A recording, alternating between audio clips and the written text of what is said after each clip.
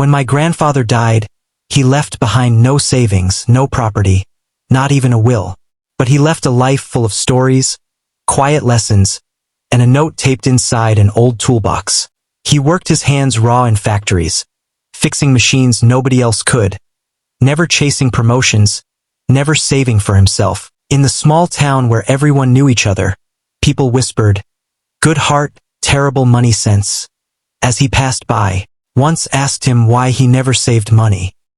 He looked at me quietly, tightened a screw and said, "I do, just not the way you think." I pushed him, asking what would happen if he got sick or couldn't work.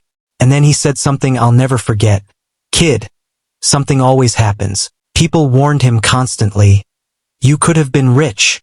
He simply smiled, quietly helping those around him. He spent what he had, not on himself, but to help a coworker whose house had burned down, never expecting repayment. He gave, not for recognition, but because it was needed. A single mother, struggling, and he stepped in without hesitation. He handed tools to a young apprentice, knowing that skill and opportunity mattered far more than money. Years later, the company he refused to invest in became successful. People reminded him of the missed fortune, and he simply said, "I was busy setting other people up." He spent his time fixing the church plumbing for free, silently building goodwill, unnoticed by most. When he fell sick with no savings or insurance, everyone expected the worst. But life had its own way of paying back kindness. Nurses, neighbors, friends, all came forward. It wasn't charity. It was gratitude returning to him. People left groceries, checked on him without ever asking for thanks. That was his real wealth. He lay there, calm, surrounded by care, a quiet testament that money isn't what lasts. At his funeral, the small town showed up in droves. Workers, neighbors, strangers, all connected by his decades of quiet generosity, stood there, overwhelmed, realizing he had built a legacy far beyond what any bank account could measure. Every person had a story.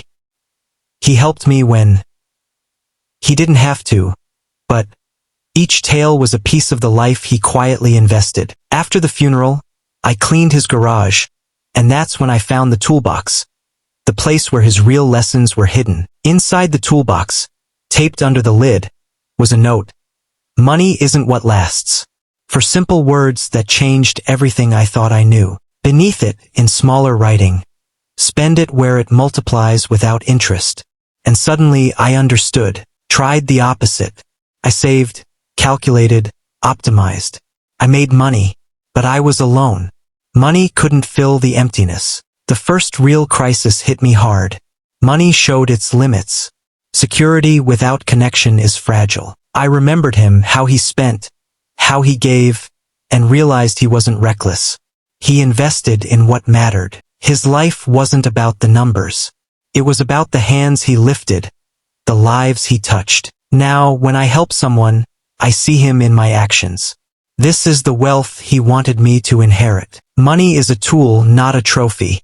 When spent to uplift others, it multiplies in ways you cannot measure. I stand where he once sat, understanding that life's true currency is kindness, trust, and connection.